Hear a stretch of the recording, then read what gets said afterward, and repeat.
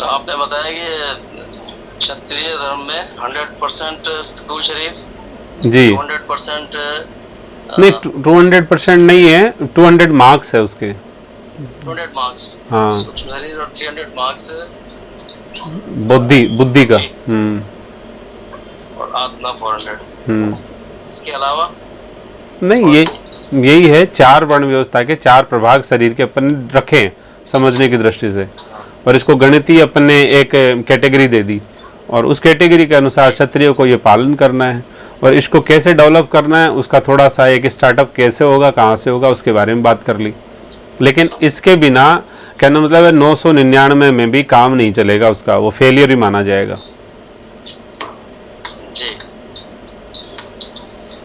क्योंकि ये तो बहुत अच्छा बताया। एक राजा जो होता है ना, जब वो राजा के साथ में कोई भी संभावना फेल होने की हो, तो बहुत सारी जीवों की हत्या, उनका जीवन तबाही के कगार पे हो जाता है, वो समाज ही नष्ट हो जाता है, संस्कृतियां नष्ट हो जाती हैं। इसलिए आप देखो मध्यकालीन भारत, जब इतिहास अपन देखते हैं 1000 सालों का, या जो विधर्मियों का या धर्मियों का, तो उस समय के राजाओं को आप देखो, उनका आध्यात्मिक पक्ष जो है ना, अध्यात्म का पक्ष, वो विकृत हो गया था। तो वो विकृत होने के कारण से आज समाज की दुर्दशा हो गई। तो वो क्यों हुआ विकृत? क्योंकि मान लीजिए ब्राह्मण विकृत हो गया कहीं न कहीं से, कैसे, जैसे मान लीजिए चाहे वो योजनाबद्ध तरीके से हो गया, और भाई तरीका वही लगा क्योंकि उसको अन्न खिलाया गया वैसा, तो मति अशुद्ध हो गई। जैसे ही मति अशुद्ध होती है तो सिद्धांत की व्याख्या आदमी स्वार्थ से कर लेता है, और स्वार्थ से व्याख्या करते ही समाज का पतन शुरू हो जाता है। तो उस स्वार्थी वृत्ति से उसने व्याख्या की और उसी को राजा को आगे गाइड कर दिया। अब राजा ने बिना आध्यात्मिक पक्ष को जाने हुए, ना समझे हुए उसी को मान लिया, तो समाज की दुर्दशा हो गई। तो इसलिए क्षत्रिय समाज को, क्षत्रिय वर्ण व्यवस्था में 100% लाना अनिवार्य है। क्योंकि राजा ये नहीं सोच सकता, कंडीशन नहीं लगाई गई कि देखो ब्राह्मण ठीक हो तो आप समाज की रक्षा करना, और ब्राह्मण ठीक नहीं हो तो मत करना, ऐसा कर लेना, ऐसा करो। तो फिर तो वो भाई क्या हुआ, उसमें तो 50-50 मामला हो गया।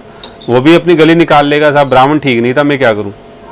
ब्राह्मण ठीक नहीं था, इसलिए ब्राह्मण पे डिपेंड हो जाता। हाँ, इसलिए वो क्या करता था कि ब्राह्मणों को पूरा सम्मान देता था, उनकी पूरी व्यवस्था करता था, यथार्थ उनकी विद्या की व्यवस्था करता था, सब चीज़ें करता था, और उससे यथार्थ ही कहना मतलब अध्यात्म का एक निष्कर्ष निकाला जाता था।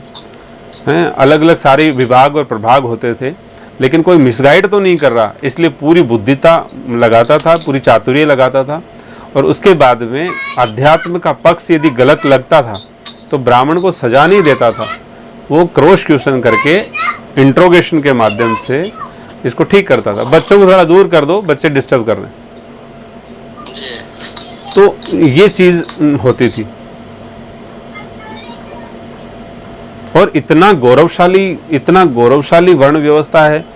आप ईश्वर ने देखो ना क्या सिस्टम किया, आपको संस्कार वैसे दे दिए, जेनेटिक भी आपको, ठीक है आउट ऑफ 100 में से 100 ही लाना है मान लो, लेकिन आपको वो एक जज्बा भी दे दिया उस 100 के लिए, आपको जज्बा दिया, आपको इतिहास दिया, आपको एक सिस्टम दिया है, वो सारी चीज़ें दी, और बाल्यकाल से वो परवरिश दी, सब चीज़ें दी। लेकिन वो आपने अपने जीवन में होते हुए भी आप भी इम्पैक्टेड हो गए। और इम्पैक्टेड मैंने कहा ना क्यों हुए, क्योंकि आज कौन सा क्षत्रिय है जो वैश्य के यहाँ पाता नहीं, कौन सा क्षत्रिय होगा जो प्राय शूद्रों के यहाँ नहीं पाता है। आज सब बराबर है जी, सब इंसान है जी, क्या फर्क है, किसी में कोई फर्क नहीं है। तो कहने का मतलब है कि हाँ, निसंदेह अध्यात्म प्रवेश नहीं होगा या उसका पक्ष बहुत कमजोर हो जाएगा, तो पहली बात तो 400 नंबर है, वहां से बहुत कुछ कट जाएगा। 400 में 400 कट गए मान लो, या 100 भी कट गए तो फेल हो गया वो। तो वो आपका पूर्ण होना चाहिए पहले।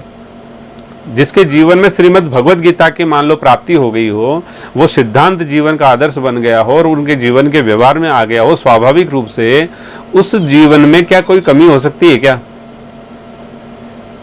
नहीं हो सकती। तो फिर क्षत्रियों की श्रीमद् भगवत गीता अध्यात्म का आधार है। खैर वैसे तो सारे ग्रंथ हैं, खूब हैं, लेकिन ये मूल आधार है।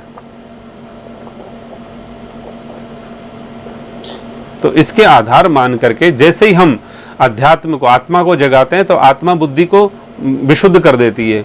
और बुद्धि क्या करती है, फिर आपके मन को कंट्रोल कर लेती है, मन का निग्रह करती है, हैं? और मन को ठीक करके फिर शरीर स्वस्थ हो जाता है। फिर मन, वो शरीर सुबह उठोगे तो ऐसे नहीं कह रहा, मन नहीं कर रहा आज नहीं उठूंगा जल्दी, मन नहीं कर रहा आज मैं श्रम नहीं करूंगा, मन नहीं कर रहा आज अभ्यास नहीं करूंगा, तो मन का रोग खत्म हो गया।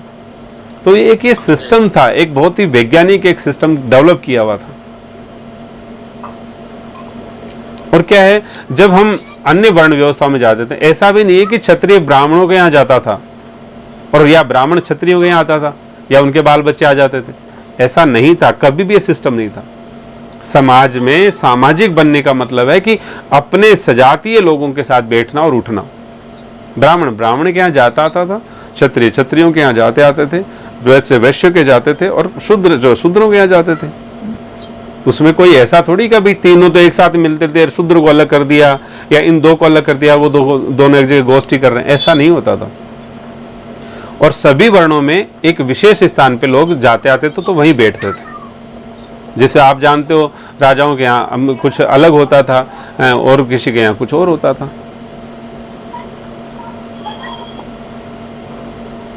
राधे राधे।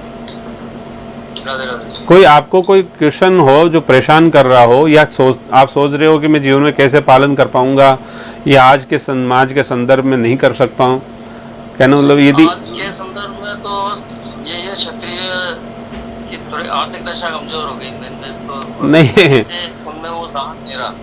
नहीं, आर्थिक दशा का पक्ष तो क्षत्रिय बनाता था, कभी कमजोर होती नहीं थी, है ना, पहली बात। दूसरी, अब वो आध्यात्मिक पक्ष कमजोर होने से उसको सहन नहीं कर पा रहे। हाँ, तो जंगलों में भी रहे। नहीं, मैं बात ये है कि आध्यात्मिक पक्ष कमजोर हो गया, तो आध्यात्मिक पक्ष जरा सा आर्थिक पक्ष कमजोर होते ही इन्होंने अपनी जमीनें बेचने का ये मानस बना के शहरों में भाग गए। नहीं, अब मैं आपको बात बताऊं,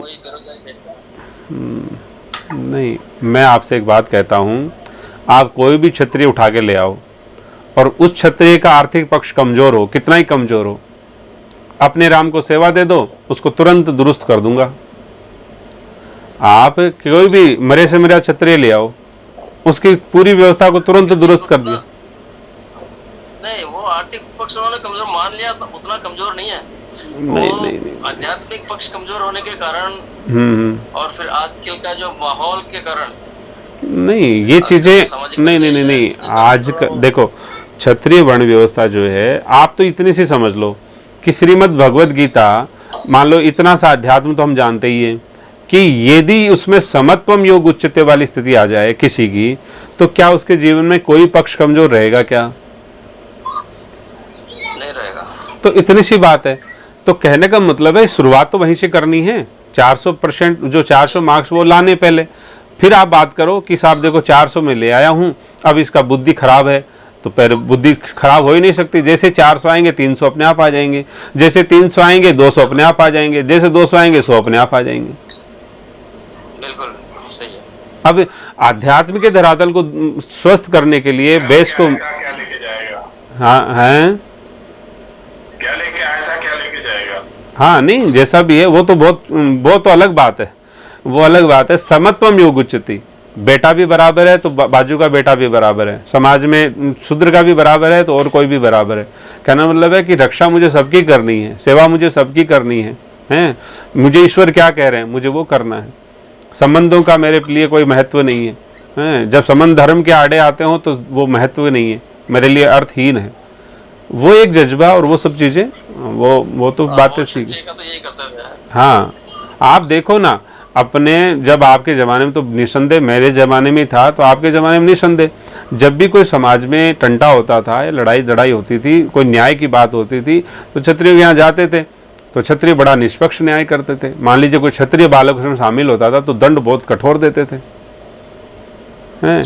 तो क्यों ऐसा तो नहीं करते थे कि मेरा बेटा है, मेरा संबंधी है, मेरी कास्ट का है, नहीं दूं, वो कठोर दंड देते थे उसको। और ब्राह्मण बालक को छोड़ भी देते थे, ब्राह्मणों पे छोड़ते हुए आप अपना न्याय करो इसके साथ। तो वो मर्यादित तो हमने अभी तक देखी है। तो हमारे को कुछ नहीं करना, यदि जितने भी लोग इसमें चाहते हो कि हमें वास्तव में क्षत्रियत्व को प्राप्त करना है, उस वर्ण व्यवस्था से जीना है, तो 0.01% भी कारण नहीं बनेगा कि आप जी नहीं सकते हो। निसंदेह जी लोगे, क्योंकि नीति तो पूरी उन्हीं के पास है। साम दाम दंड और भेद की नीति उन क्षत्रियों के पास है।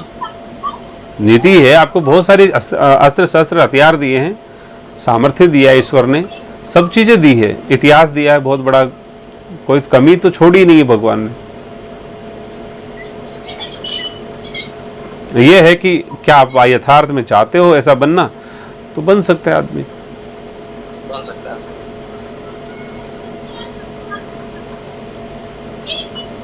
कोशिश कर सकता है।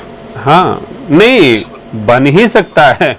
जब ईश्वर ने बना के ही भेजा है तो उसमें बनना क्या है भाई। जब आपको मनुष्य बना के भेज दिया, मान लीजिए BR सिंह जी को BR सिंह जी बनाया था, यानी कि जेंट्स बनाया, तो वो लेडीज कैसे बनेंगे। कितना ही मान ले मैं लेडीज हूँ, मैं तो मिसेज कल्पना हूँ, तो वो तो नहीं बनेंगे मिसेज कल्पना, वो तो मिस्टर BR सिंह ही रहेंगे।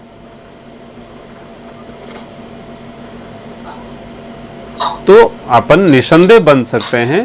हाँ, अपना ये है कि विज्ञान नहीं पता हो तो हम विज्ञान देने के लिए भी तैयार हैं। और यदि कोई चाहता है कि आर्थिक पक्ष कमजोर है तो आर्थिक पक्ष को भी इंस्टेंट बढ़ाने के लिए तैयार हैं।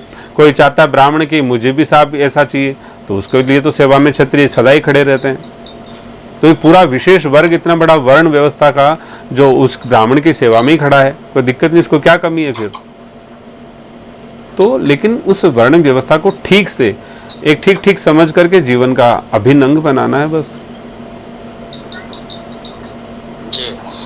कोई आपको निसंदेह आप कोई भी संकोच है तो पूछ सकते हैं। नहीं, कोई संकोच नहीं है। स्वधर्म तो अपना बेस है, स्वधर्म बेस बनेगा तो कहने का मतलब है फिर विशेष धर्म की विज्ञान जो है वो तो अलग है ही, लेकिन स्वधर्म का बेस आप उसको इसको बिना माने, बिना जीवन में अपनाए विशेष की प्राप्ति नहीं कर सकते। जैसे मैंने कहा 400 मार्क्स हैं, 40% तो वही है बड़ा सबसे।